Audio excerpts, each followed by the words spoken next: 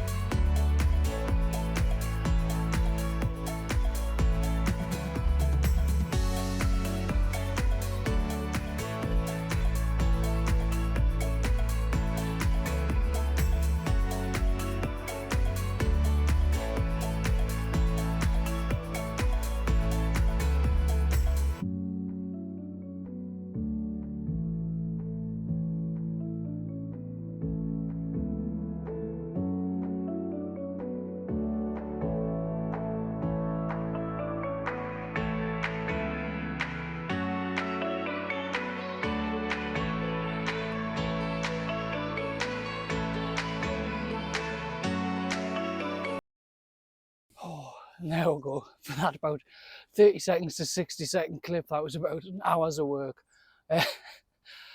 Going up, getting the compost, coming back down, dropping it off, going up, getting the plum tree first, and then getting the apple tree. I did have another dwarf apple, but if you remember, it snapped last year, so I had to compost. I did check the roots to see if it was even taken, and it was just all dead. So I thought, get that one away. But I probably, for that apple tree, might need to get another one to fertilise it. Pollinated, I keep getting them words mixed up. But I'm sure one of them trees there, there's a definite plum. I'm sure another one's an apple. So it should be able to fertilise. I'm sure it's just a crab apple tree. Because I remember the rats eating it when I was over helping a friend's one. So I'm hoping they will fertilise them, but I do think it would look quite nice. Another one. And then I'm thinking of putting strawberries in between them in pots. Now I have sown them in the house. I bought some last year when I was got a big seed haul where they're like 50 pence each. It's a Japanese gourmet one. I'm hoping they'll take. I've had them in a couple of weeks now and they haven't. My purple sprouting broccoli just germinated in a day, maybe two. I didn't think it would be that quick. So I'm hoping they're all right to wait until March, but I'm like 50-50. So I'm 50-50 on if they're even going to make it. I might have to sow some later on. But that's definitely where I want my little mini orchard. But I need to get to what I've seen when I come up before and I haven't mentioned it yet. Something's been digging again and digging a bit. Now look at that. It's dug quite deep down. It stopped because there was glass in there. It's just, I don't know where it keeps appearing from, but it dug quite deep down there, maybe a print there. I didn't think much it ate garlic. I thought it was quite a deterrent for most things. Now it could either be a deer or a fox, I think. Now I did see a fox literally when I was doing one of my runs, so it may have been that, but I know the deer probably could hop the fence to get in. Yeah, I've seen them jump pretty high. But it's mainly the garlic bed. It didn't touch the elephant garlic, which was coming on, but it went on the shallots and definitely went on the garlic, but I can't do anything because of how solid this ground is. And I've got no other compost to fill it in. I could have a look in the bottom of my compost bin. I seen us before turning it. Now, I couldn't find my fork anywhere. That's going to get the light. I couldn't find my fork anywhere, but I eventually found it next to the compost bin. But I just wanted to show you around because I know obviously we've just had these storms and there's a lot of flooding. I am in the allotment groups and I've seen a lot of them where it's flooded the full plot.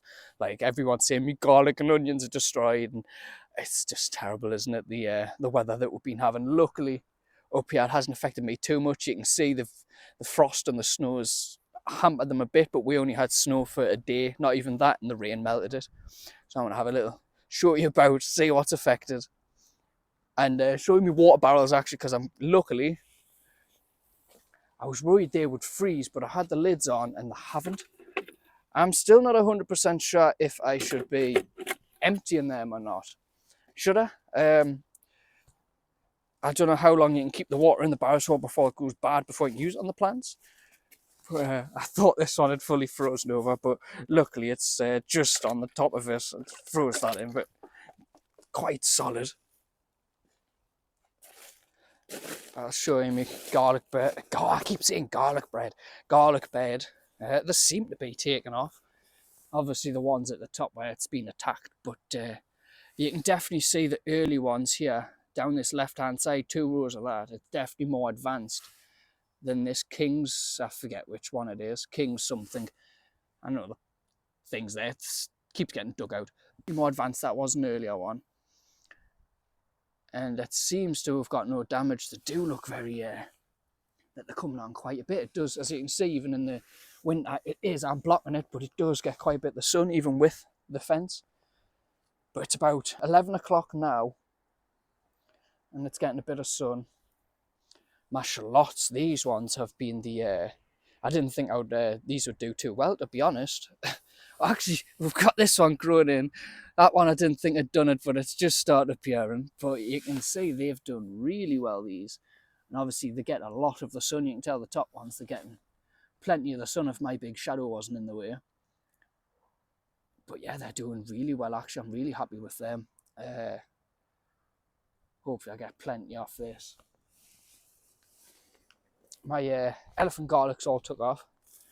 That really doesn't look like the cold's affected it that much at all, really. All 5 of them have come through. Because I was just going to use the rest of the bed for something else. I may put like something similar in that starts in the spring. But yeah, they're doing quite well. Hopefully plod on and get big garlic. Now my onions, I'm 50-50 on these. They seem to be all right. I'm thinking it's just obviously the cold and the snow has kind of pushed them down a little bit. They haven't really been ate by much. There was just that one there that kind of gave up, but the rest of them seem all right, just a bit pushed down. But I'm assuming that's just off the snow and probably the bit of the cold, really. I'm just trying to look if there's any like really standout ones that look great, which it's probably that one and a one there. The rest of them look a bit beaten.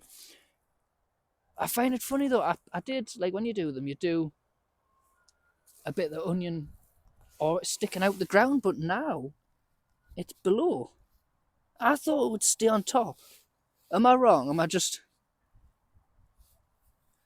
you can see them down there, but like, I thought it would stay on the top. And last but not least, well, I say least now, this poor thing, I think that's pigeon damage. This was probably the thing that was affected by the wind the most, because it's been very windy. I've come back and it's blown it off. I definitely need to invest in a proper netting and proper poles or something to keep this over, because that netting's just ripped and it's half off, it's lying on it. But most of them are doing all right. When you look where the netting actually has covered them, they've done quite well. And I'm tempted soon to take this matting off, because it might get too tight around that base and cause problems. At the minute it's just there to keep the slugs away, if there is any. But yeah, it's doing quite well. It's my first year actually doing cabbages, so I'm like, am I doing it right? Is it going to work? They seem to be thickening up from what I bought them. I think I bought them just from the shop, the garden centre. But yeah, they seem to be thickening up and getting a heart on them, if that's the correct thing. But yeah, everything seems to be growing all right. Obviously, it's not the best time to check everything when it's been getting down to -3s and stuff like that. And I thought it'd be worse up here, to be fair. But we are starting some sowings in the house. I'm going to be starting my salads very soon, probably this week or next. I'm going to have a look back and check my seed packet, see what I can. I'm going to get the seeds in. Onion wise, I do want to do some brown, white, what do you call them? I am wanting to do some of them. I do probably need to make another bed for that though. But can you still start them by sets in the spring? I'm not 100%. I know seeds, I did do them in the house, but they just seem to have like grown literally out of the soil, and the roots have just come out of the soil, so I'm not 100%. But yeah, it's definitely the start with the lettuce, because we do work out like how much salad bags we have, and we do have a couple of them a week. So if I can start now getting that's saving money. Like, everything we're doing now is to save up money to try for this Scotland idea, because we really do like the idea of it, of being self-sufficient, having our own like homestead, being off-grid, but we don't know how off-grid. I don't know about using the oil heating and stuff like that. I would like to be attached to the mains, but I don't know, we'll see. It's my DIY skills are a bit, so I'm not 100%. I forgot what bulbs. Let's have a look at them. I did have a little skim, and we are getting, see, it's just the glass and plastic everywhere, but we are starting to get them. As you can see, there's different ones popping up. There's some of the grass. This just whole place is full of grass as well. But, well, I think that's the first of the snowdrops coming in. And if you remember, the snowdrops were right around here. I found if I put them there, there's already stuff going, like leaves and rubbish getting stuck in, which I think would make quite a good hole. So I'm hoping things will start using that. But I was going to empty this, but yeah, it's frozen over before I could do anything. So that's going to have to wait. You can see that a branch has fallen in and frozen underneath the surface. I mean, it's fully